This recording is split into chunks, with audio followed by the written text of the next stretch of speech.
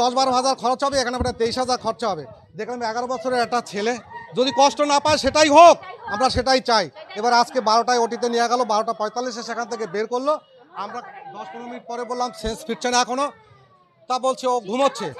1 ঘন্টা হয়ে গেছে, যাচ্ছি, ডাক্তারের মধ্যে ডাক্তার একবারও যায়নি, লক্ষণ সাহা ডাক্তার একবারও যায়নি। 2 ঘন্টা হয়ে গেছে, আমরা যাচ্ছি, বলো 2-3 ঘন্টা ঘুমাবে।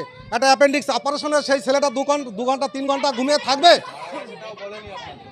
না না না না, আমরা যখন বারবার যাচ্ছি, তারপরে এই লক্ষণ সাহা সে ডাক্তার নিজে গেছে, বলছে কি হলো, বলে বুঝতে পারলাম না কি হলো। বলে আসনি কেন, তুমি তো ডাক্তার, তোমার তো আসার কর্তব্য ছিল, কেন আসনি?